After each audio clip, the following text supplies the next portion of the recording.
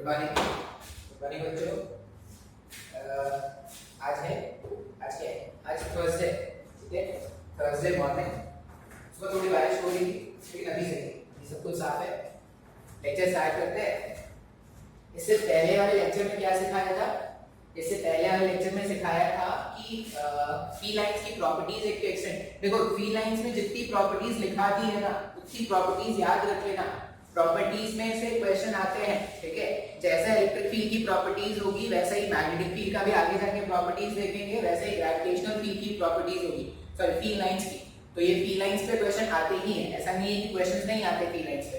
तो जो भी प्रॉपर्टीज मैंने लिखाया है वो आपको क्या कर लेना है, कॉपी में जितना लिखा है वो याद रख लेना है, ठीक है।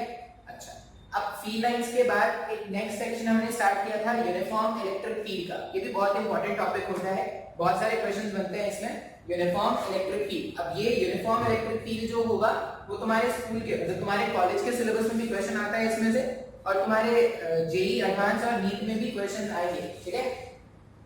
तो हमने यूनिफॉर्म इलेक्ट्रिक फील्ड का स्टार्ट किया था। यूनिफॉर्म इलेक्ट्रिक फील्ड में हमने क्या बताया था कि अगर फील्ड लाइंस ऐसे होंगे इक्वल स्पेसिंग पे, इक्वल स्पेसिंग्स पे अगर पैरेलल लाइंस होते हैं, इसको हम क्या बोलते हैं, यूनिफॉर्म इलेक्ट्रिक फील्ड लाइंस बोलते हैं। अब ये जो यूनिफॉर्म इलेक्ट्रिक फील्ड लाइंस होते हैं, अगर उसमें तुमने क्या कर दिया है, मान लो एक नेगेटिव चार्ज रख दो, ठीक है। यूनिफॉर्म इलेक्ट्रिक फील्ड लाइंस ऐसे था और हमने क्या किया, फील्ड के बीच में कहीं पर एक -q चार्ज रख दिया है। अब ये जो -q चार्ज है, ये -q चार्ज क्या करेगा, अगर यहाँ पे फील्ड का स्ट्रेंथ E है, तो फील्ड के स्ट्रेंथ के कारण ये क्या करेगा, एक फोर्स एक्सपीरियंस करेगा इस डायरेक्शन में। और ये जो फोर्स है इसका मैग्नीट्यूड तो होगा q into E, लेकिन ये फील्ड के डायरेक्शन के जस्ट ऑपोजिट होगा। अगर नेगेटिव चार्ज है तो नेगेटिव चार्ज की टेंडेंसी फील्ड के जस्ट ऑपोजिट डायरेक्शन में जाने की होगी।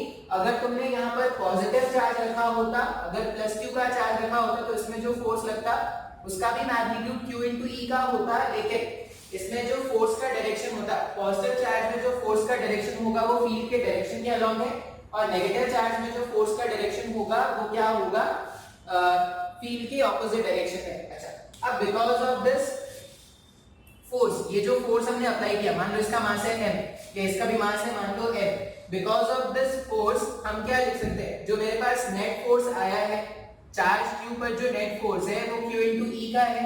अब नेट फोर्स को हम मास इनटू एक्सेलरेशन लिख सकते हैं, mass into acceleration equals to q into E।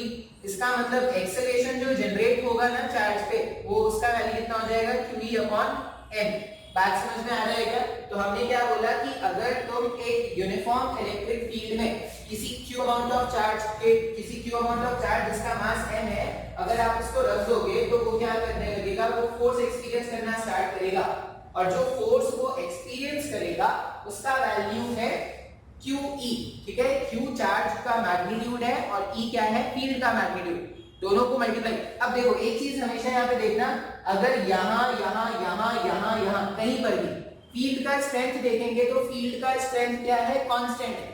Field का स्ट्रेंथ कांस्टेंट है, चार्ज कांस्टेंट है, इसका मतलब जो फोर्स जनरेट होगा वो भी क्या होगा, कांस्टेंट होगा। अब अगर ये फोर्स कांस्टेंट है, इसका मतलब जो एक्सेलरेशन जनरेट होने वाला है थ्रू आउट द प्रोसेस, जो एक्सेलरेशन जनरेट होने वाला है वो भी क्या है, कांस्टेंट है क्या।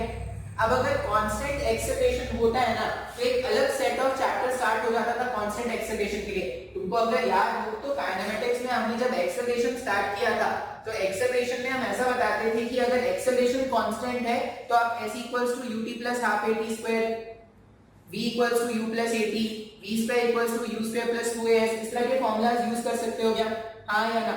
तो यहाँ पे क्या हो सकता है, इस वाले कांसेप्ट को यूज करके तुम्हें काइनेमेटिक्स में वो क्या करेंगे, क्वेश्चन पूछ लेंगे। जैसे मान लो ऐसा क्वेश्चन, एक क्वेश्चन करके देखते हैं। मान लो क्वेश्चन कैसा है, इस तरह से यूनिफॉर्म फील्ड लाइंस है, ठीक है, और हमने क्या कर दिया, यहाँ ये शायद मैंने क्वेश्चन कराया भी है शायद मैकेनिकल, ये q अमाउंट ऑफ चार्ज है जिसका मास है m, उसको मैंने रिलीज कर दिया। क्वेश्चन में ये पूछा गया, find the speed of the particle, find the speed of the charge. इसको मैंने क्या किया था, यहाँ पे रिलीज किया था,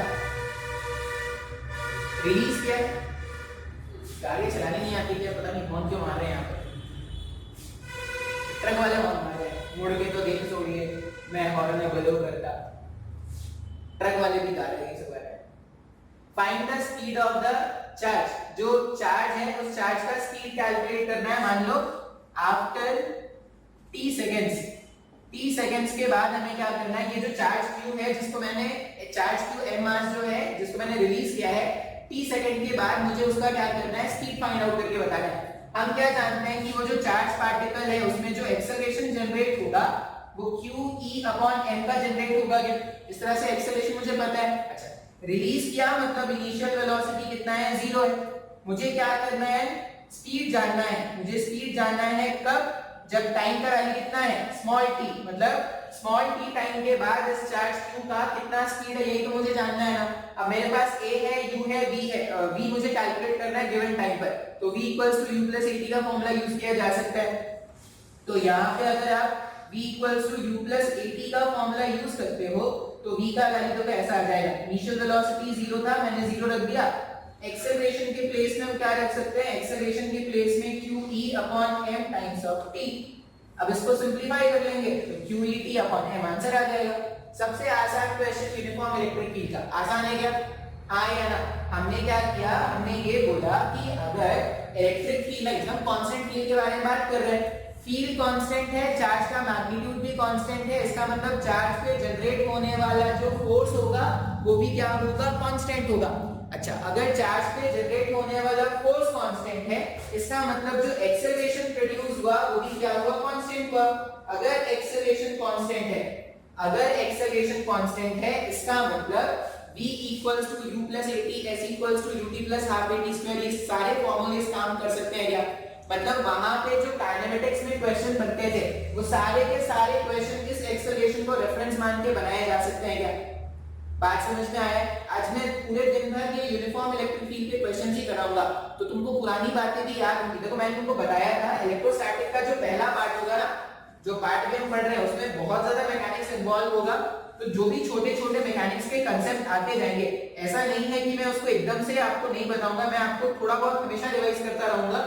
लेकिन अगर आपको कभी भी किसी भी टॉपिक में प्रॉब्लम हो रहा है तो कॉपी पलट के देखना कि कॉपी में क्या लिखा है।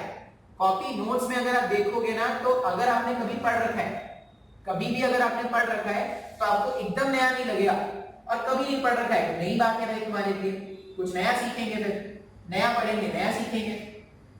देखो अभी ना ऐसा है ना, ये जो क्वारंटीन टाइम है भाई, इस क्वारंटीन टाइम में अगर आप नहीं पढ़ पाओगे ना तो फिर कभी नहीं पढ़ पाओगे। मतलब ये जो टाइम है, मुझे पता है अभी के टाइम में पढ़ना बहुत मुश्किल है क्योंकि पूरी दुनिया अलग ही लेवल के मूड में है, वो काम वाम से छुट्टी हुई है, लेकिन जो पढ़ने वाले हैं वो पढ़ रहे हैं। और अभी तो अब तो कोई ये भी नहीं बोल सकता ना कि सर मेरे को टाइम नहीं मिल रहा, मेरे को ये नहीं हो रहा, मेरे को वो नहीं हो रहा। अगर लेक्चर्स होते भी होंगे ना, मान लो दिन में अगर मैंने बोल दिया कि दिन में 3 लेक्चर्स भी अगर किसी ने अपलोड किए तो वो हार्डली 3 से 4 घंटे का होगा। अब वो 3 से 4 घंटे में अगर तुमने लेक्चर देख लिया, कंप्लीट कर लिया देखना, तुम्हारे पास लेक्चर को एनालाइज करने के लिए, क्वेश्चन सॉल्व करने के पूरे दिन पड़ा है। अब तुम चाहो तो सो लो या खुद को बना लो, ठीक है? सोना जरूरी है लेकिन इतना नहीं कि तुम्हारी करियर ही सो जाए।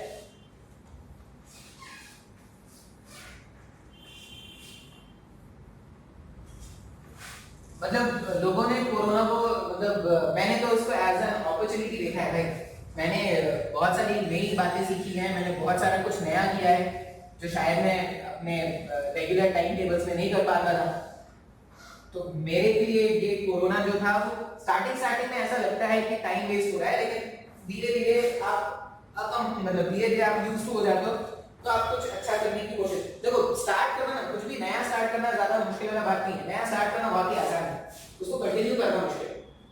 स्टार्ट तो हर कोई कर लेता है, कंटिन्यू कुछ ही लोग कर पाते हैं, और एंड तक तो बहुत कम ही लोग पहुंच पाएंगे भाई। एंड किसी ने नहीं देखा है, बहुत कम लोग ही एंड देख पाते हैं। हाँ, तो क्वेश्चन ही देखते हैं अभी। अब मान लो क्वेश्चन और कैसा है, क्वेश्चन ऐसा है कि मेरे पास इस तरह से यूनिफॉर्म फील्ड से, ऐसा नहीं फील्ड लाइंस को कैसे दे दे, दूसरा देते हैं कुछ सही नहीं है। मान लो जो मेरे पास फील्ड लाइंस है वो ऐसे है, इस डायरेक्शन में ऐसे प्लेट्स बना देते हैं, आगे जाके प्लेट्स को बोल देंगे कैपेसिटर्स, ठीक है? अभी क्या करते हैं, 2 प्लेट है, ये पूरा प्लेट जो है वो पॉजिटिवली चार्ज है, और ये नीचे वाला जो प्लेट है वो पूरा क्या है, नेगेटिवली चार्ज है। यहां से यहां की दूरी स्मॉल एल की बताई गई है, प्लेट्स का जो लेंथ है वो बताया गया है स्मॉल एल का, और दोनों प्लेट्स के बीच का जो डिस्टेंस है वो बताया गया है स्मॉल डी का। और पॉजिटिव चार्ज से नेगेटिव चार्ज इस तरह से फील्ड लाइंस दौड़ रहे हैं, यूनिफॉर्म फील्ड लाइंस है। पॉजिटिव चार्ज से नेगेटिव चार्ज इस तरह से फील्ड लाइंस क्या कर रहे हैं, दौड़ रहे हैं, यूनिफॉर्म फील्ड लाइंस, जिसका मैग्नीट्यूड कितना है, ई नॉट मान लो। बात समझ में आ रहा है? अभी क्या कर रहे हैं, बीच में मतलब एग्जैक्टली यहां कहीं पर बीच में, मान लो यहां कहीं पर, या इस कॉर्नर से स्टार्ट करते हैं। इस वाले कॉर्नर पे हमने स्टार्ट किया, और इस वाले कॉर्नर पे क्या कर रहे हैं, एक इलेक्ट्रॉन और एक प्रोटॉन, एक इलेक्ट्रॉन और एक प्रोटॉन को हमने क्या कर दिया, रिलीज कर दिया है इस वाले पॉइंट पे, एग्जैक्टली d/2 पर। मतलब दोनों प्लेट्स के बीच में हमने क्या किया, एक इलेक्ट्रॉन और एक प्रोटॉन को क्या करते हैं, पहले तो रिलीज कर देते हैं। पहले हमने क्या किया, दोनों को ऐसे रिलीज कर दिया। अब क्वेश्चन में ये पूछा गया है, find the time after which, question क्या पूछ रहा है, find the time after which, या कंपेयर भी हो सकता था, दोनों टाइम को कंपेयर करके भी बोल सकते थे। Find the time after which the charge particles, after which the charge particles will hit the plate। ये पूछ रहे हैं हमसे इन्होंने क्या पूछा कि एक कैपेसिटर प्लेट है एल लेंथ का, ठीक है, और दोनों प्लेट्स के बीच की दूरी इन्होंने मुझे बता दी, दोनों प्लेट्स के बीच की दूरी कितनी बताई उन्होंने, d। और ऐसा बोल रहे हैं कि इन्होंने क्या किया है, एक इलेक्ट्रॉन को और एक प्रोटॉन को रिलीज किया है, मतलब रेस्ट पे रखा हुआ है, कहां पर, तो एग्जैक्टली मिड पॉइंट पर। एक इलेक्ट्रॉन और एक प्रोटॉन को एग्जैक्टली मिड पॉइंट पे इन्होंने रखा है, और ऐसा बोल रहे हैं कि अगर दोनों को छोड़ दिया जाए तो प्रोटॉन और इलेक्ट्रॉन, ये जो चार्ज पार्टिकल्स हैं, वो कितने टाइम के बाद प्लेट्स को हिट करेंगे, मतलब ये प्लेट को या ये प्लेट को, डिपेंड करता है। तो देख लेते हैं, पहले एनालाइज कर लेते हैं, फिर क्वेश्चन सॉल्व कर लेंगे। जैसे इलेक्ट्रॉन और प्रोटॉन का चार्ज सेम होता है, दोनों के मासेस सेम होते हैं क्या, नहीं, दोनों के मासेस में डिफरेंस है ना। तो यहाँ पर इलेक्ट्रॉन और यहाँ पर प्रोटॉन। अच्छा, ये जो इलेक्ट्रॉन है, इलेक्ट्रॉन की टेंडेंसी, नेगेटिव चार्ज की टेंडेंसी फील्ड के अगेंस्ट जाने की होती है क्या, तो ये जो इलेक्ट्रॉन है उस पे जो फोर्स लगेगा वो ऊपर की तरफ लगेगा। कितना फोर्स लगेगा, E into E naught का फोर्स लगेगा क्या, हाँ या ना। जो इलेक्ट्रॉन है, इलेक्ट्रॉन पे जो फोर्स लगेगा, फोर्स कितना जनरेट हो रहा है, E into E naught। अच्छा, प्रोटॉन का मास ज्यादा है, तो प्रोटॉन पे ज्यादा फोर्स जनरेट होगा क्या, नहीं, दोनों पे जो फोर्स जनरेट होगा वो सेम होगा। क्यों, क्योंकि देखो चार्ज का वैल्यू, जितना इलेक्ट्रॉन के पास चार्ज है उतना ही प्रोटॉन के पास भी चार्ज है, और दोनों को मैंने यूनिफॉर्म फील्ड के अंदर रखा है, तो इलेक्ट्रॉन का charge E into E naught force हो गया इलेक्ट्रॉन पर। अच्छा, प्रोटॉन की टेंडेंसी फील्ड के डायरेक्शन के साथ जाने की होती है, तो प्रोटॉन जो फोर्स एक्सपीरियंस करेगा वो भी E into E naught लिखेंगे ना। यहाँ पर E का मतलब क्या है, स्मॉल e का मतलब हो गया charge of a single electron. तो इस डायग्राम के हिसाब से अगर आप देखोगे तो इलेक्ट्रॉन पे लगने वाला फोर्स और प्रोटॉन पे लगने वाला फोर्स दोनों का मैग्नीट्यूड सेम है क्या। अच्छा, अगर दो पार्टिकल पे लगने वाला फोर्स एक जैसा होता है तो दोनों का एक्सेलरेशन भी सेम होगा क्या, इसकी कोई गारंटी नहीं। अगर दो पार्टिकल पर लगने वाला फोर्स एक जैसा है तो दोनों का एक्सेलरेशन सेम होगा क्या, नहीं, वो डिपेंड करता है उसके मास पे। जैसे अगर मैं बोलूं कि मुझे ये पता है कि फोर्स ऑन इलेक्ट्रॉन पर फोर्स कितना हो रहा है, इलेक्ट्रॉन पर force E into E naught का हुआ क्या, ये मुझे पता है। अब अगर इलेक्ट्रॉन पे force E into E naught का है तो एक्सेलरेशन ऑफ इलेक्ट्रॉन क्या लिखेंगे, एक्सेलरेशन ऑफ इलेक्ट्रॉन अगर मुझे लिखना है तो E naught divided by mass of electron लिखेंगे क्या, लिख सकते हैं ऐसा। अच्छा, प्रोटॉन पे भी तो जैसे इतना ही फोर्स जनरेट हुआ ना, जो फोर्स इलेक्ट्रॉन एक्सपीरियंस कर रहा है वही फोर्स प्रोटॉन भी एक्सपीरियंस करेगा। लेकिन प्रोटॉन का अगर आपको एक्सेलरेशन लिखना होता, अगर आपको प्रोटॉन का एक्सेलरेशन लिखना होता तो आप ऐसा लिखते E naught divided by mass of proton. Sir हमको नहीं समझ में आ रहा है सर, मैंने क्या बताया, इलेक्ट्रॉन और प्रोटॉन सिंस दोनों के चार्ज एक जैसे हैं, दोनों को एक जैसे फील्ड में रखा है, इसलिए दोनों पे लगने वाला जो फोर्स होगा वो सेम होगा। लेकिन दोनों में जो जनरेट होने वाला एक्सेलरेशन है वो सेम होगा क्या? तो नहीं, दोनों के एक्सेलरेशन क्या होंगे? अलग अलग होंगे। अच्छा, अब अगर आप ध्यान से देखोगे तो इलेक्ट्रॉन को यहां से यहां जाना है। अगर इलेक्ट्रॉन को यहां से यहां जाना है तो d/2 ट्रैवल करना है, और उसी तरह प्रोटॉन को भी d/2 ट्रैवल करना है। तो जितना डिस्टेंस इलेक्ट्रॉन को ट्रैवल करना है उतना ही डिस्टेंस प्रोटॉन को ट्रैवल करना है। दोनों का एक्सेलरेशन एक जैसा है क्या? नहीं। किसका एक्सेलरेशन ज्यादा है? तो इलेक्ट्रॉन का एक्सेलरेशन ज्यादा है ना। इसका अगर मास कम हो गया, अगर इसका मास कम हो गया तो एक्सेलरेशन जो इलेक्ट्रॉन में जनरेट होगा वो ज्यादा होगा। अब इसमें क्या करते हैं, मुझे पता है कि दोनों में जो डिस्टेंस मेरे को ट्रैवल करना था वो कितना ट्रैवल करना है? d/2 ट्रैवल करना है। अब मान लो मैं पहले बात करूं फर्स्ट फॉर इलेक्ट्रॉन, मेरे पास इलेक्ट्रॉन का एक्सेलरेशन पता है, डिस्टेंस जो ट्रैवल करना है वो मुझे पता है, इनिशियल स्पीड 0 है वो भी मुझे पता है। s equals to ut plus half at square का अगर मैं फॉर्मूला यूज करूं तो मैं टाइम का वैल्यू कैलकुलेट कर सकता हूं क्या? मुझे टाइम ही फाइंड करना था ना, the time after which the charge particle will hit the plate. तो अगर मुझे टाइम कैलकुलेट करना है तो s equals to ut plus half at square का मैं फॉर्मूला यूज कर रहा हूं। s equals to ut plus half at square. ut वाला टर्म तो 0 हो जाएगा, डिस्प्लेसमेंट या डिस्टेंस के प्लेस में क्या कर देंगे, लिख देंगे d/2 equals to half acceleration. अगर मैं इलेक्ट्रॉन के बारे में बात करूं तो इलेक्ट्रॉन का एक्सेलरेशन रखेंगे e into e0 divided by m। फिर से अब यहां पर मैं ये फॉर्मूला इसीलिए यूज कर पा रहा हूं क्योंकि जो एक्सेलरेशन है, ये जो एक्सेलरेशन है, एक्सेलरेशन क्या है? कांस्टेंट है, इसीलिए मैं ये फॉर्मूला यूज कर पा रहा हूं। अगर एक्सेलरेशन कांस्टेंट नहीं होता तो ये फॉर्मूला भी यूज नहीं कर पाते। into t square. अब अगर आप इसको सॉल्व करोगे, हाफ को हाफ से कैंसिल कर सकते हैं, तो t का वैल्यू कितना आ जाएगा? ये t फॉर इलेक्ट्रॉन लिख रहे हैं, t फॉर इलेक्ट्रॉन का वैल्यू आ जाएगा मास of electron into d, mass of electron into d divided by e times of e0। ये टाइम फॉर इलेक्ट्रॉन आ गया क्या? सिमिलर अगर आप इसको सॉल्व करते ना, ऐसे ही सॉल्व करते जैसा मैंने इसके लिए सॉल्व किया है, वैसे अगर आप प्रोटॉन के लिए सॉल्व करते तो टाइम फॉर प्रोटॉन क्या होता? मास of proton into d divided by e times of e0। अब अगर आप ध्यान से देखोगे तुम्हारे पास क्या रूट भी आएगा क्या? रूट भी आएगा शायद, ये रूट इधर भी आएगा, ये रूट इधर भी आएगा। अब ध्यान से te माइनस और te प्लस का वैल्यू देखो, किसका वैल्यू ज्यादा है? लॉजिकली अगर तुम सोचोगे तो एक्सेलरेशन ज्यादा किसमें मिल रहा था? इलेक्ट्रॉन का एक्सेलरेशन ज्यादा मिल रहा था, मतलब इलेक्ट्रॉन ज्यादा पहले जाके हिट कर देना चाहिए ना प्लेट को। और ऐसा होता भी है ना, जो भारी वजनदार होते हैं उनको मूव करने में थोड़ा टाइम लगता है, और जो हल्के होते हैं वो जल्दी से भाग जाते हैं, कि वो ज्यादा स्विफ्टली भाग सकते हैं। तो यहाँ पर अगर आप देखोगे, मैंने एक्सेलरेशन से जब कंपेयर किया था तो एक्सेलरेशन इलेक्ट्रॉन्स का ज्यादा था, इसका मतलब इलेक्ट्रॉन जल्दी जाके प्लेट को हिट कर देंगे ना। अब देखो टाइम रिक्वायर्ड इलेक्ट्रॉन की कितना है? देखो d e epsilon e0, d e e0, ये तो इधर भी है इधर भी है, तो d e और e0 से तो कंपेयर नहीं कर सकते। टाइम फॉर इलेक्ट्रॉन जो है वो root over of mass of electron पे डिपेंड कर रहा है, और टाइम फॉर प्रोटॉन है वो root over of mass of proton पे डिपेंड कर रहा है।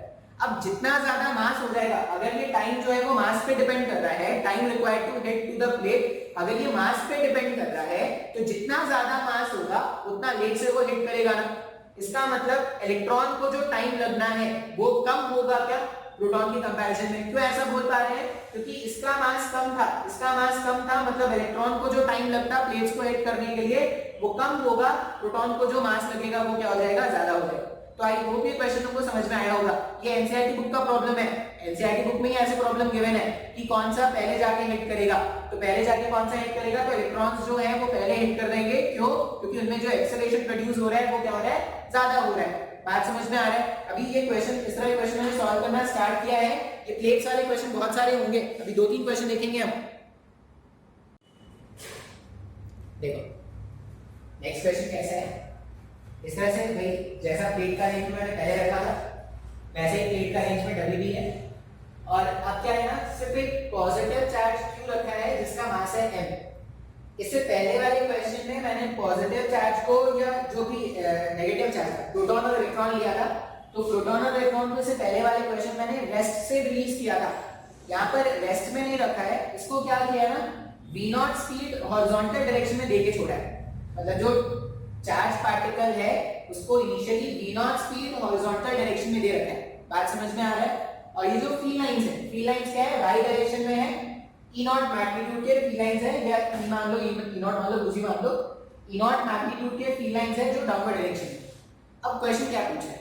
क्वेश्चन ये पूछ रहा है find the angle by which the charge gets deviated, find the angle by which the charge gets deviated when it comes out of the uniform field. पहले ये क्वेश्चन समझना है, क्वेश्चन सॉल्व करेंगे बाद में, पहले तो क्वेश्चन एनालाइज करेंगे क्या पूछा है भाई, क्यों पूछा है, ऐसा अजीब सा बात क्या पूछ दिया इन्होंने, ये डिविएट कैसे हो जाएगा, सीधा सीधा चल रहा है, डिविएट कौन कर देगा इसको? तो अगर आप ध्यान से देखोगे Q, M, अगर फोर्स, ये सब बातें आपने प्रोजेक्टाइल में सीखी थी, अगर फोर्स x डायरेक्शन का है, अगर फोर्स x डायरेक्शन है, x डायरेक्शन का है, तो y डायरेक्शन में कोई एक्सेलरेशन है क्या? अगर फोर्स x डायरेक्शन के अलोंग है तो y डायरेक्शन में कोई एक्सेलरेशन हो सकता है क्या? नहीं। अगर फोर्स x डायरेक्शन में है तो सिर्फ x डायरेक्शन का एक्सेलरेशन जनरेट होगा। बात समझ में आ रहा है? अगर y डायरेक्शन में कोई एक्सेलरेशन नहीं है, इसका मतलब y डायरेक्शन में जो पार्टिकल का स्पीड होगा वो कांस्टेंट रहेगा, वो नहीं चेंज होने वाला ना।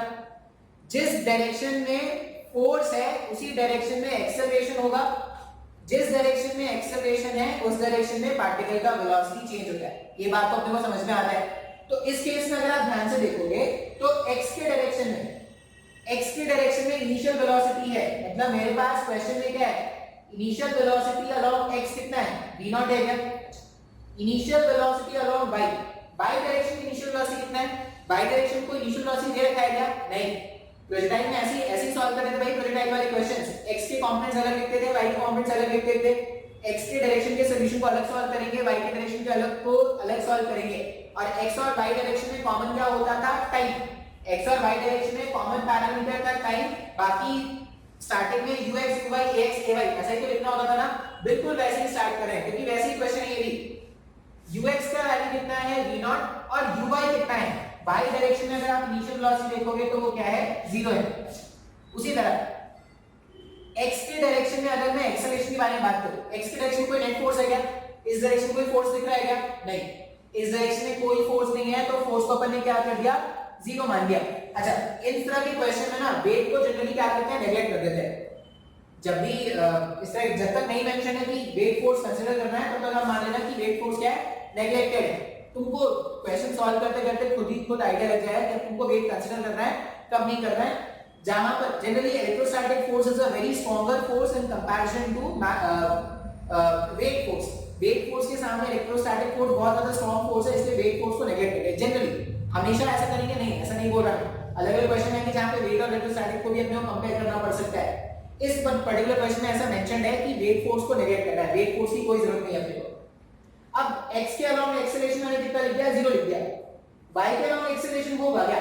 होगा सर, y के अलोंग नेट फोर्स है, y के अलोंग तो जो चार्ज पार्टिकल मैंने यहां पे रखा है, ये जो चार्ज पार्टिकल है ना, ये क्या कर रहा है, इस डायरेक्शन में, ये जो चार्ज पार्टिकल है वो इस डायरेक्शन में एक नेट फोर्स एक्सपीरियंस करेगा, और वो जो नेट फोर्स होगा उसका वैल्यू क्या लिखेंगे, q times of e not लिखेंगे क्या?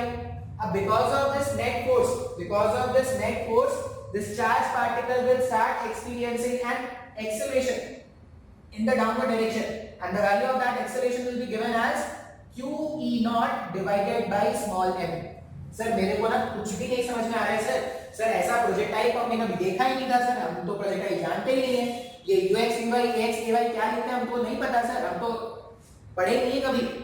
ये सब मैंने आपको स्टार्टिंग में बताया था, जब भी काइनेमेटिक्स में जब भी मैंने काइनेमेटिक्स तुमको सिखाया होगा तो मैंने तुमको ऐसा जरूर बताया होगा कि x के डायरेक्शन के मोशन को अलग हैंडल करो, y के डायरेक्शन के मोशन को अलग हैंडल करो। देखो मोशन इन प्लेन को सॉल्व करने का बेस्ट तरीका यही होता है, x का मोशन अलग देखते हैं, y का मोशन अलग देखते हैं, दोनों को जब मिलाना होता है तो टाइम के साथ मिला देते हैं, ऐसे ही तो करते हैं ना। यहाँ पर भी वैसे ही करने वाले हैं, x के मोशन को अलग देख रहे हैं, मतलब x के पैरामीटर्स को मैंने अलग लिख दिया, y के पैरामीटर्स को मैंने क्या कर दिया, अलग लिख दिया। क्लियर है? अब ध्यान से अगर सोचा जाए तो ये जो पार्टिकल इसका मोशन कैसा होगा, ये x में भी आगे जाना चाह रहा है और y भी नीचे जाना चाह रहा है। ये जो पार्टिकल है वो x में आगे जाना चाह रहा है और y भी नीचे जाना चाह रहा है। तो ये जो पार्टिकल है, इस पार्टिकल का मोशन कुछ ऐसा हो जाएगा क्या, color which color do you choose? तो I choose red, but red marker is not here. अरे चोरी है। तो ये जो चार्ज पार्टिकल है ना, यहाँ पे जो चार्ज पार्टिकल है वो क्या करेगा, इस तरह से बेंड होना स्टार्ट हो जाएगा। पाथ समझ में आया क्या? और ये जो पाथ होगा वो पैराबोलिक पाथ होगा, ये आपको समझ में भी आ जाएगा, ठीक है। या अगर आपको याद हो ना, मैंने तुमको एक बात बताया था काइनेमेटिक्स में मैंने तुमको बताया है, क्या बताया है, जब भी एक्सेलरेशन कांस्टेंट होता है, जब भी एक्सेलरेशन कांस्टेंट होता है तो पार्टिकल का सिर्फ दो ही मोशन पॉसिबल है, या तो वो स्ट्रेट लाइन पाथ में स्ट्रेट लाइन पाथ, या तो उसका जो मोशन होगा वो स्ट्रेट लाइन होगा, या जो उसका मोशन होगा वो पैराबोलिक नेचर का होता है।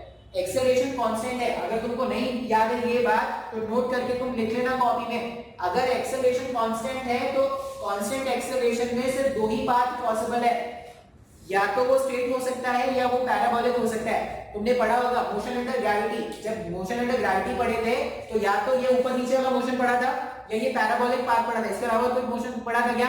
नहीं।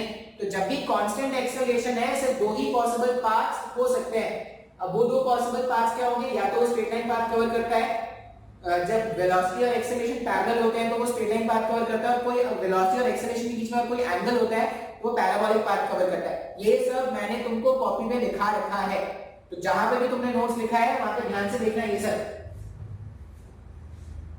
कितनी बातें तुमको बोलता हूं ना, ध्यान से देख लेना, ध्यान से देख लेना। तुम एक बात भी नहीं देखते हो, मेरे को पता है, मेरे को पता है, मैं कुछ भी बोल तुम नहीं करते हो, वो तो जाने दो ना, क्या है स्टार्टिंग सेंटर तो ये बोल ही रहा है, क्या करवा लेगा ये, पढ़ हमको पढ़ा के दिखाएगा, मान जाए।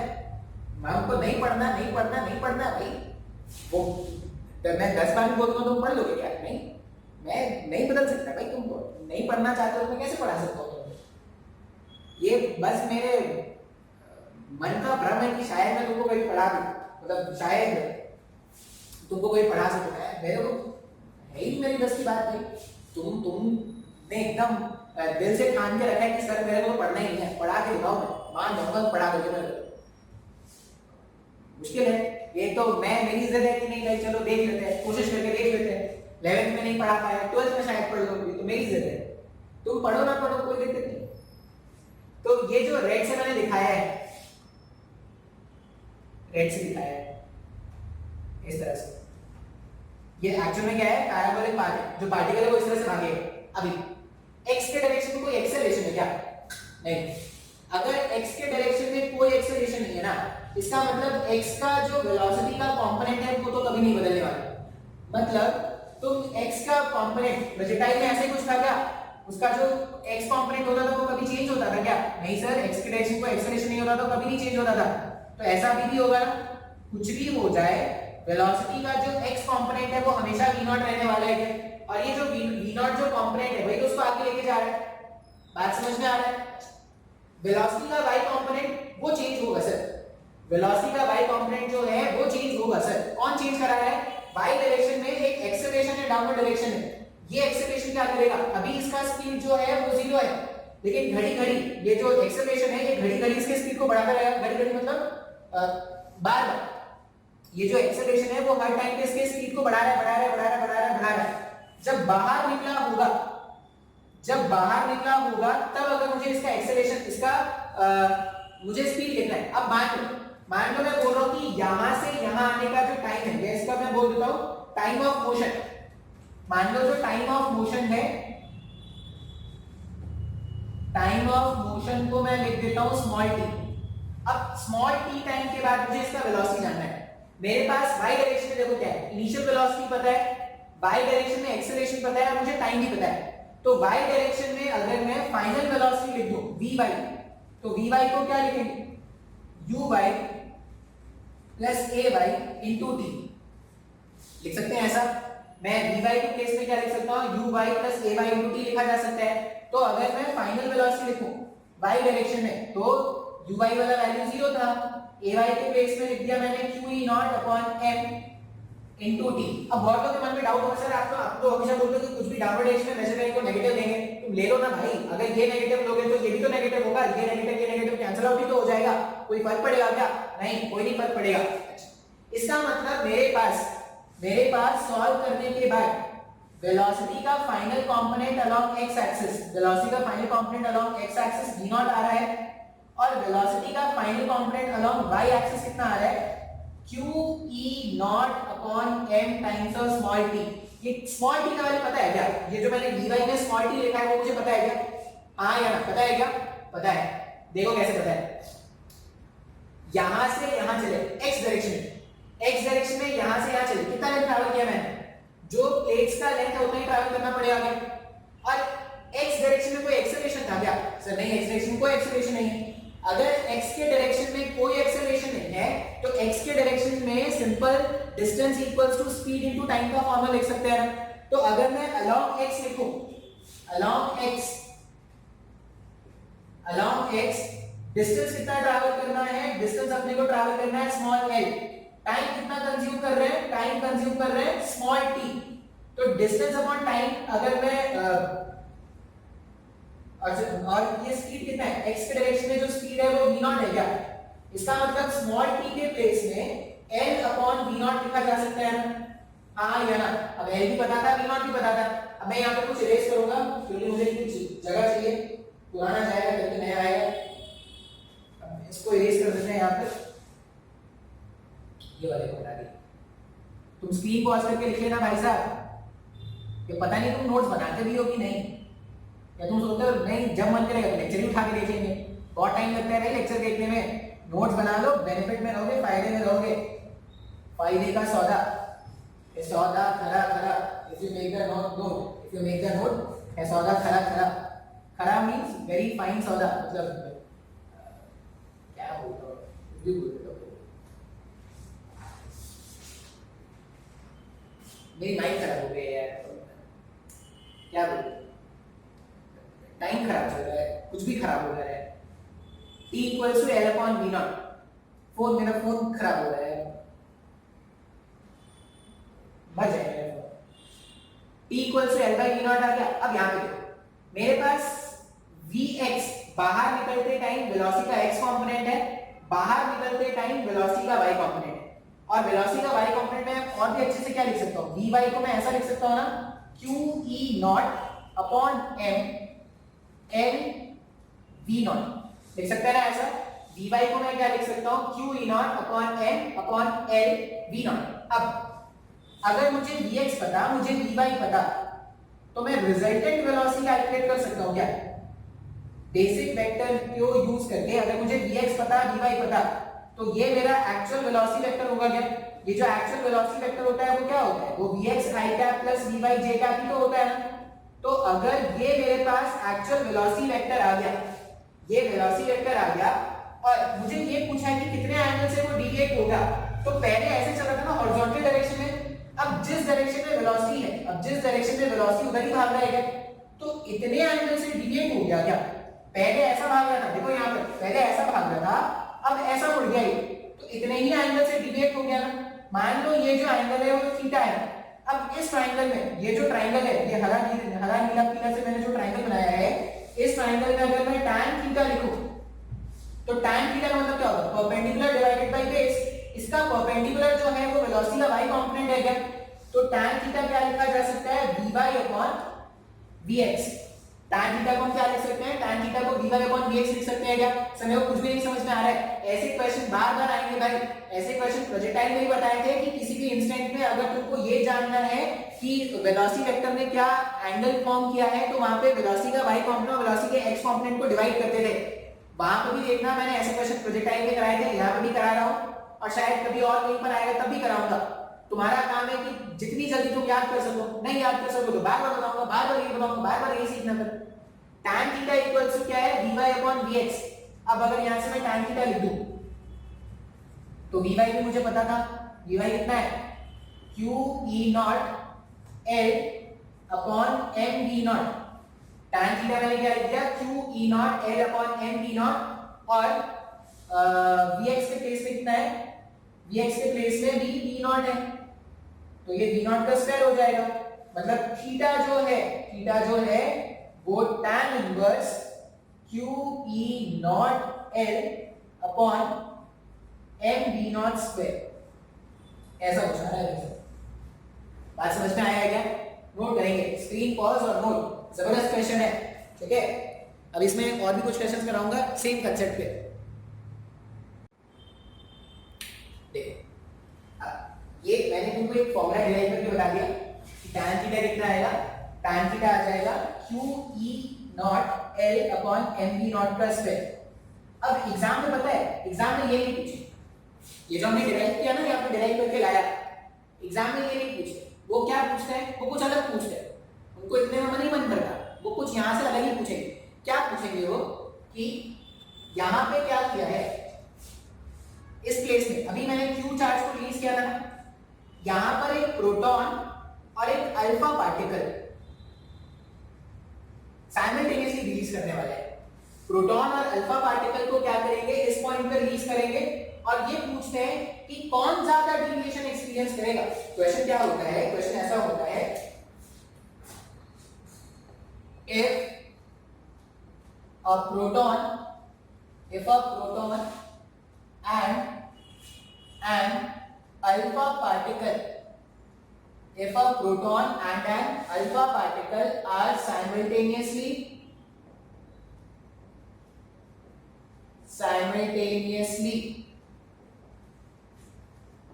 given a horizontal velocity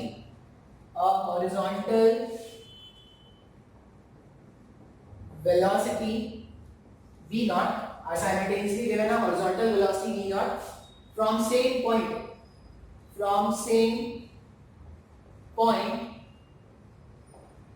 then which will have more deviation angle, किसमें डिविएशन ज्यादा होगा। अगर इस वाले पॉइंट से क्वेश्चन ऐसा पूछते हैं कि भाई इस वाले पॉइंट से, ये स्कूल कॉलेज के एग्जाम में ये पूछ लेते हैं, अगर तुम्हारी किस्मत अच्छी हो तो तुमको मेंस में, एडवांस में, जेई नीट में ये भी पूछ लेंगे, लेकिन जनरली ये पूछते हैं तो वो ज्यादा आसान होता है। जो एग्जाम में वो जो पूछते हैं वो ज्यादा आसान होता है, इसको तो फिर भी फाइंड करना है ना। ये तो तुम रिलेशन याद रख लोगे, याद हो जाएगा। जैसे कि ये जो रिलेशन है tan थीटा, अब मैंने बार-बार बोला है, ठीक है, मैं बार-बार बोल रहा हूं कि इतने फार्मूलाज आएंगे इस चैप्टर में तुम परेशान हो जाओगे, लेकिन जितना फार्मूला तुम याद रख पाओगे इस चैप्टर में, ये चैप्टर के क्वेश्चन उतने ही इजीली तुम सॉल्व कर लोगे। बहुत सारे फार्मूलाज आएंगे, डिपेंड करता है कि तुम कितने अच्छे से फार्मूलाज याद रख सकते हो। अगर तुम फार्मूलाज का अलग से नोट नहीं बनाओगे तो हमेशा मुश्किल में पढ़ते रहोगे, लेकिन अगर तुम एक नोट बना के रखोगे ना, ये फार्मूला, तो तुमको बहुत ही हेल्प मिलेगा। एक मेरी स्टूडेंट थी, जब भोपाल में था, वो मेरी स्टूडेंट थी, उन्होंने अपने घरों में ऐसे बना के रखा था, जैसे घरों में जगह उसने पेपर चिपका रखा था और फॉर्मूला लिख के रखा, और जहां भी जाए वो फॉर्मूला लिखे, जहां भी जाए फॉर्मूला लिखे। तो शायद इतना तुमको अपने घर में नहीं मिलेगा जितना उसको मिला था कि उसने घर में चिपका रखा था, दीवारों में लिख रखा है। तुम ऐसा नहीं करना दीवारों में लिख देना फॉर्मूला, या क्या करना कि जहां मर्जी करे वहां पे अपने घर में नहीं, पड़ोस वाले घर में लिख देना, पड़ोस वाले का जो वॉल होगा ना उसमें जाके लिख देना चुपके से। देख लेना तुम, अगर पड़ोसी अच्छा अंडरस्टैंडिंग वाला है तो तुम लिख देना उसके घर में जाके, लेकिन कुछ तो करना पड़ेगा तुमको। फॉर्मूला में तुमको क्या करना पड़ेगा, कहीं तो लिख के रखना पड़ेगा, क्योंकि तुम जहां फॉर्मूला लिखोगे, जितना फॉर्मूला लिखोगे ना उतना ज्यादा चांसेस तुमको याद हो जाएगा। क्या बोल रहा है, if a proton and an alpha particle are simultaneously given a horizontal velocity v naught from same point, then which will have more deviation angle, किसके लिए deviation angle ज्यादा होगा। अब किसके लिए deviation angle ज्यादा होगा ये मेरे को देखना है। अब तुम अगर लॉजिकली सोचोगे ना, तो ये जो deviation होगा वो acute angle के बारे में बात कर रहे हैं, मतलब deviation maximum कितना हो सकता है। ये ऐसा तो नहीं कि घूम के उधर चला जाए, फील्ड इधर है और तो घूम के इधर चला जाए। deviation होगा, maximum deviation 90 डिग्री का हो सकता है, मतलब जो भी डिविएशन का रेंज है वो 0 से 90 के बीच में है। और हम ये जानते हैं for 0 greater than theta less than 90, tan theta increasing है क्या, tan 0 0, tan 30 1/√3, tan 45 1, tan 60 √3, tan theta value increase होता है क्या जब 0 से 90 में एंगल बढ़ा रहे हैं। अब जितना ज्यादा tan थीटा, मेरे पास tan थीटा वैल्यू क्या है, मेरे पास tan थीटा सॉल्व करने पर ऐसा आया था, tan theta equals to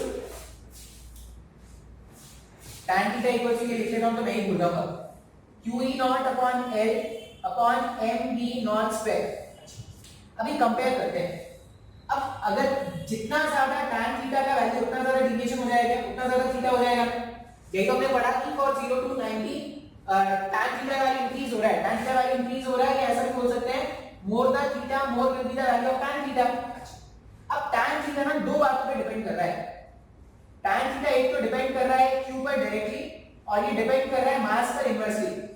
ये जो tan थीटा है ये दो बातों पे डिपेंड कर रहा है, q पर डायरेक्टली और मास पर इनडायरेक्टली या इनवर्सली। अब अगर tan थीटा q पे डिपेंड कर रहा है, मेरे पास एक प्रोटॉन है, प्रोटॉन का चार्ज कितना होता है? अगर मैं बात करूं tan थीटा फॉर प्रोटॉन, कहां लिखूं, इसी को हटा देता हूं। अगर मैं बात करूं tan थीटा प्रोटॉन के लिए, तो tan थीटा किसके लिख रहे हैं? प्रोटॉन। बाकी तो कांस्टेंट है, E not L V square, ये V नॉट स्क्वायर, ये सब तो कांस्टेंट, उसको लिखने का मतलब नहीं है।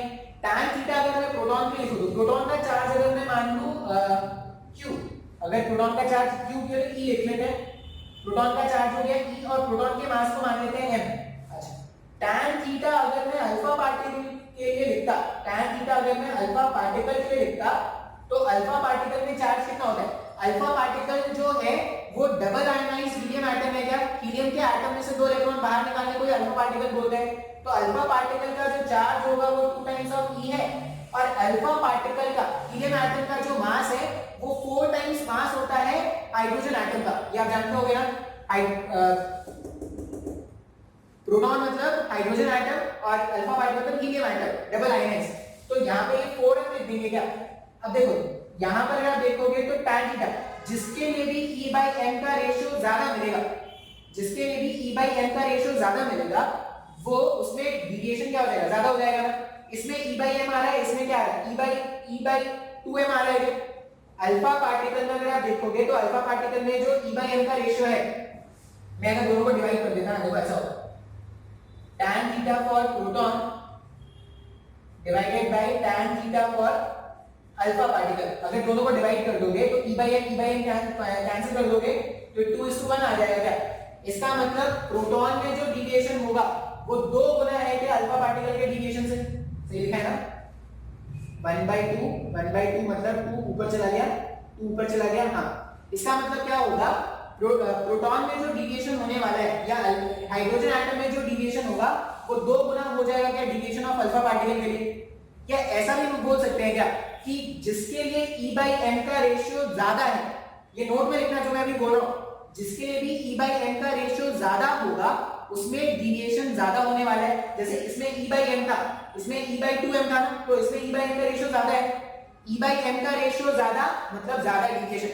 कभी-कभी ना ये इलेक्ट्रॉन प्रोटॉन में पूछ लेते हैं, जैसा ऐसा बोलते हैं, मान लो ये मैं बता नहीं रहा, बस कहीं देख लेना, मान लो एक इलेक्ट्रॉन होता और एक प्रोटॉन होता, अब किस में डिविएशन ज्यादा?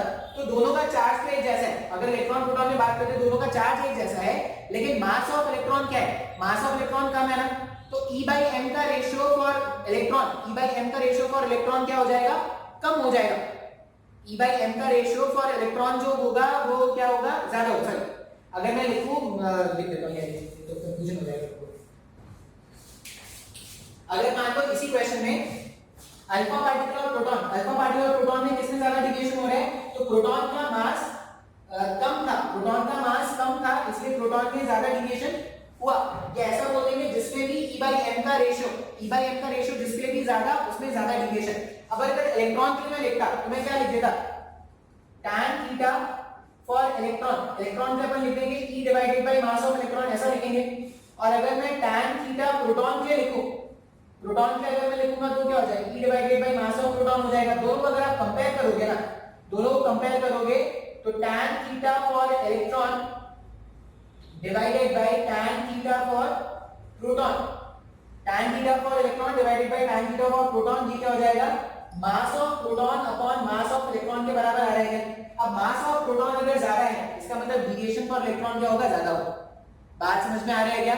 अगर चार्ज एक जैसे, ऐसे याद रख सकते हो, अगर दो ऐसे ऑब्जेक्ट्स का डिविएशन कंपेयर करने के लिए बोला गया है जिसके चार्ज के वैल्यू एक जैसे हैं, जिसके चार्ज के वैल्यू एक जैसे हैं, तो जिसका मास कम होगा, जिसका मास कम होगा उसमें डिविएशन ज्यादा होगा। क्या बात समझ में आ रहा है? अगर दो ऐसे ऑब्जेक्ट का डिविएशन फाइंड करना है जिसमें दोनों का चार्ज एक जैसा है, तो जिसका भी मास कम उसका डिविएशन ज्यादा, ऐसा ही लिखना जो मैंने अभी बोला है। बिल्कुल यही तुम्हारा नोट होना चाहिए। मुझे लोग पूछते हैं सर आप नोट नहीं बताते, ये क्या बता रहा हूँ भाई, यही तो नोट लिखना है, ये जो मैंने बताया है यही नोट है।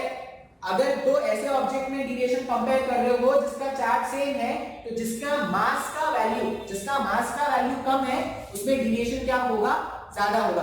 अच्छा, अगर दो ऐसे ऑब्जेक्ट्स का डिविएशन कंपेयर कर रहे हैं जिसमें चार्ज और मास का कोई लेना देना नहीं है, तो जिसके लिए भी E/m का रेशियो ज्यादा आएगा उसमें डिविएशन क्या होगा, ज्यादा होगा। इस तरह से आपको याद रखना है। कर सकते हैं क्या ऐसे क्वेश्चन? तो इस तरह के क्वेश्चन एग्जाम में बहुत आते हैं, भारी भर के आते हैं ऐसे क्वेश्चन, ठीक है। नोट डाउन करते हैं, नेक्स्ट क्वेश्चन देखते हैं। अभी तो स्टार्ट किया है, बहुत सारे क्वेश्चन आएंगे इसमें। देखो नेक्स्ट क्वेश्चन क्या है, इस तरह से एक स्प्रिंग था, स्प्रिंग कांस्टेंट K, और इसमें से एक ब्लॉक अटैच्ड है, ब्लॉक के पास मास है m और इसमें चार्ज है Q। तो वही मैकेनिक्स है, बस एक नया फोर्स अब लाना स्टार्ट कर देंगे। तो कोई देख के डरना नहीं है, जब भी यूनिफॉर्म इलेक्ट्रिक फील्ड देखे तो समझ आना Q E0 के एक्स्ट्रा फोर्स लगा देना है और कुछ नहीं करना, ठीक है। और जो मैकेनिक्स का कांसेप्ट पहले सीखना था वही यहाँ पे भी काम आएगा। तो ऐसा बोला गया है कि ऐसा रखा हुआ था अरेंजमेंट, हमने क्या किया, t = 0 सेकंड पर फील्ड लगाना स्टार्ट किया। इस डायरेक्शन में यूनिफॉर्म फील्ड E0 हमने स्टार्ट कर दिया ऐसे, इस डायरेक्शन में। पहले ऐसा अरेंजमेंट रखा हुआ था, t = 0 पे हमने क्या कर दिया, E0 फील्ड स्टार्ट कर दिया है। अब ये E0 फील्ड अगर मैंने स्टार्ट किया तो स्टार्टिंग में क्या था, t = 0 से पहले, अगर t = 0 पे देखें तो ये नेचुरल पे रखा हुआ था। जैसे ही 0 सेकंड से ज्यादा जाएगा ये क्या करेगा, इस फील्ड के कारण, E0 के कारण ये जो चार्ज है वो आगे की तरफ एक फोर्स एक्सपीरियंस करना स्टार्ट करेगा। अच्छा, अब because of this electrostatic force, यहाँ पर एक आगे की डायरेक्शन में इलेक्ट्रोस्टैटिक फोर्स जनरेट होगा इस डायरेक्शन में। ये जो इलेक्ट्रोस्टैटिक फोर्स है वो क्या लिखेंगे, Q E0। अच्छा, स्टार्टिंग में ये Q E0 क्या करेगा, ब्लॉक को इधर खींच के आगे ले जाना स्टार्ट करेगा। अब जैसे ही ब्लॉक इधर खींच के जाना स्टार्ट हो जाएगा तो ये स्प्रिंग इलोंगेट होना स्टार्ट होगा। क्या बात समझ में आ रहा है? Q E0 आगे ले जा रहा है kx, किसी भी इंस्टेंट में जो kx डेवलप होगा वो उसको रोकने की कोशिश करेगा। अच्छा, अब इलोंगेशन अगर बढ़ रहा है तो स्प्रिंग फोर्स बढ़ता चला जाएगा। मतलब एक पॉइंट ऐसा जरूर आएगा, एक पॉइंट ऐसा जरूर आएगा जब क्या हो जाएगा, इस डायरेक्शन में जो स्प्रिंग फोर्स है kx और इस डायरेक्शन में जो Q E0 होगा, इस डायरेक्शन में जो Q E0 होगा और इस, अब देखो Q E0 तो कांस्टेंट है, वो नहीं चेंज हो रहा। एक ऐसा पॉइंट जरूर आएगा जब Q E0 जो होगा वो kx से क्या हो जाएगा, बैलेंस हो जाएगा। अब जैसे ये कंडीशन आता है, इसी को मीन क्वेश्चन बोलते हैं। जिस पॉइंट पर नेट फोर्स 0 हो जाता है उसी को मीन क्वेश्चन बोलते हैं ना। इसका मतलब क्या है, eight mean position Q E0 जो है वो k * x है। अब देखो ये सब मैं ऐसा अज्यूम करता हूं कि ये सब मैंने ज्यादा टाइम पहले नहीं पढ़ाया, तो ये सब बातें तुमको याद होगी। स्प्रिंग ब्लॉक सिस्टम मैंने तुमको एसएचएम में कराया है, तो इस तरह से करते थे भाई एसएचएम में, ऐसा याद होगा तुमको। तो Q E0 = kx, मान लो ये जो डिस्टेंस है ना, ये जो डिस्टेंस है उसको मान लिया मैंने x0 मान लेते हैं। तो Q E0 = kx0 ऐसा लिख सकते हैं। अब इसको जब आप सिंपलीफाई करोगे तो सिंपलीफाई करने पर x0 का वैल्यू मेरे पास ऐसा आ गया, क्या Q E0 / k, हाँ या ना। अब यहां से यहां आते वक्त, यहां से यहां आते वक्त देखो एसएचएम अगर तुम देखोगे तो बहुत एक्सटेंसिवली यूज कर रहे हैं इस चैप्टर में। इस पूरे चैप्टर में एसएचएम हमने बहुत ज्यादा एक्सटेंसिवली यूज किया है। अब देखो डायरेक्टली एसएचएम से क्वेश्चन बहुत रेयर आता है, ऐसे मिला के क्वेश्चन आते हैं एसएचएम से। तो एसएचएम का कांसेप्ट आपको जानना बहुत जरूरी है। जब मैंने पढ़ाया था तभी मैंने तुमको ऐसा बताया था। यहां से यहां आते वक्त, यहां से यहां आते वक्त अगर आप देखोगे तो Q E0 का मैग्नीट्यूड क्या था, ज्यादा था। मतलब यहां से यहां आते वक्त ये एक्सेलरेट कर रहा था। क्या अगर इस पॉइंट से इस पॉइंट पर ये एक्सेलरेट कर रहा था, इसका मतलब यहां से यहां आने पर इसका स्पीड बढ़ रहा होगा। अच्छा, इस पॉइंट पर नेट फोर्स 0 हो गया, नेट फोर्स 0 हो गया मतलब एक्सेलरेशन 0 हो गया। एक्सेलरेशन 0 हो गया, इस पॉइंट पर अगर एक्सेलरेशन 0 हो गया इसका मतलब जो स्पीड है वो मैक्सिमम हो गया। क्योंकि अगर एक्सेलरेशन होता तो स्पीड और बढ़ रहा होता।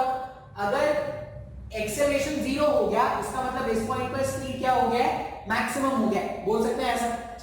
अब इस पॉइंट पे, जिस पॉइंट पे स्पीड मैक्सिमम होता है उसको तो मीन क्वेश्चन बोलते थे। और जहां पर स्पीड 0, यहां पे हमने क्या किया था, यहां पे स्पीड 0 से स्टार्ट किया है। जिस पॉइंट पर स्पीड 0 था वो एक्सट्रीम पॉइंट होता था।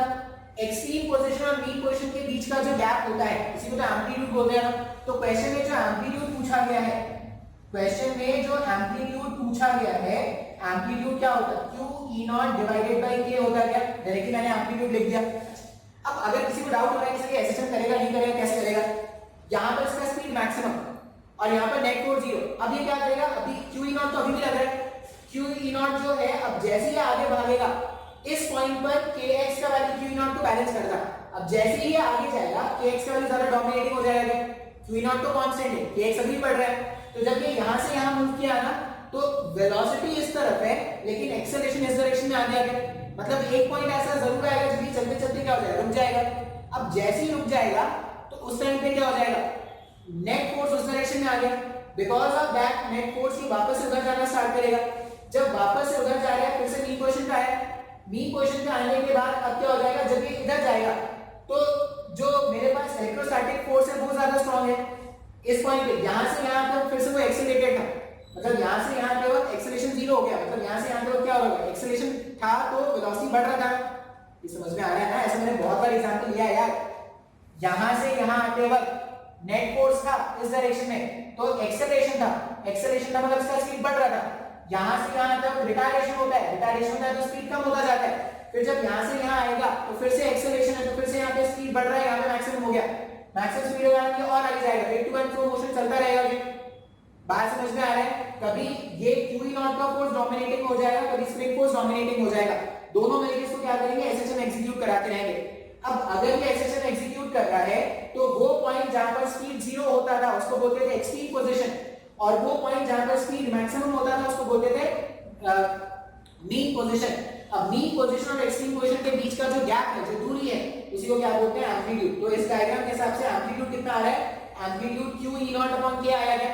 बात समझ में आ रहा है। अच्छा, कोई तुमसे पूछता कि what will be the maximum elongation in the spring, इस वाले क्वेश्चन में अगर तुमसे कोई पूछता कि what will be the maximum elongation in the spring, तो मैक्सिमम एलोंगेशन ये है क्या, नहीं, maximum elongation 2 times of amplitude होता है, क्योंकि यहां पर एलोंगेट हुआ, आगे भी तो जा रहा है। अगर इस वाले क्वेश्चन में कोई तुमसे पूछता कि मैक्सिमम एलोंगेशन, तो मैक्सिमम एलोंगेशन क्या हो जाएगा, q e naught upon k। आप चाहो तो मैक्सिमम एलोंगेशन एनर्जी कंजर्वेशन से भी कैलकुलेट कर सकते हो, या अगर आपको एसेशन का कांसेप्ट समझ में आया तो आप यहां से भी कर सकते हो। नहीं आया ना समझ में, ऐसा मैंने पढ़ाया है ना, पहले भी नहीं समझ में आया था ना, उस समय नहीं पूछा था, अभी भी नहीं पूछोगे ना। अच्छा, बहुत अच्छा। ये पहला पार्ट हो गया एम्पलीट्यूड कैलकुलेशन, इसी में अपने को पूछा गया टाइम पीरियड। अब स्प्रिंग ब्लॉक सिस्टम में याद रखो, स्प्रिंग ब्लॉक सिस्टम में मैंने तुमको अलग अलग अरेंजमेंट बनाए थे, ऐसा हो जाए, ऐसा हो जाए, ऐसा हो जाए। कांस्टेंट फोर्स, जैसे इसमें कांस्टेंट फोर्स है mg, इसमें भी F अप्लाई का जो कांस्टेंट फोर्स होता इसमें mg sin थीटा। जब भी कांस्टेंट फोर्स अप्लाई करते थे तो स्प्रिंग ब्लॉक सिस्टम का टाइम पीरियड क्या लिखते थे, 2 pi root over of m upon k लिखते थे क्या। अभी वहां पे जो फोर्स मैंने q e नॉट का अप्लाई किया है, कांस्टेंट है, वेरिएबल कांस्टेंट है सर। अगर कांस्टेंट फोर्स है तो बिना कैलकुलेट किए अपन टाइम पीरियड क्या लिखेंगे, टाइम पीरियड सिस्टम का होगा 2 pi root over of m upon k। अब क्वेश्चन ये पूछते हैं ना, कभी कभी क्वेश्चन क्या पूछ देते हैं कि भाई मैंने इस वाले क्वेश्चन में, ऐसा इसी में एक्सटेंशन क्या करेंगे, इस वाले क्वेश्चन में अगर फील्ड के स्ट्रेंथ को इंक्रीज कर दिया जाए, अगर फील्ड के स्ट्रेंथ को इंक्रीज कर दिया जाए तो टाइम पीरियड पे क्या फर्क पड़ेगा। फील्ड के स्ट्रेंथ को तुम इंक्रीज कर दो, टाइम पीरियड पे कोई फर्क पड़ा क्या, नहीं, क्यों, क्योंकि वो फील्ड के स्ट्रेंथ पे डिपेंड ही नहीं कर रहा। फील्ड के स्ट्रेंथ पे कौन डिपेंड कर रहा है, फील्ड के स्ट्रेंथ पे डिपेंड करेगा एम्पलीट्यूड। तुम जितना ज्यादा स्ट्रॉन्ग फील्ड रखोगे उतना दूर उसका एम्पलीट्यूड जाएगा। टाइम पीरियड जो होगा वो कांस्टेंट है, 2 pi root over m upon k है। ये सब क्वेश्चंस अब जो भी मैंने बताया है ना, तुमको नोट करके लिखना पड़ेगा। एग्जाम में यही क्वेश्चन आएंगे और यही क्वेश्चन तुम गलत कर दोगे।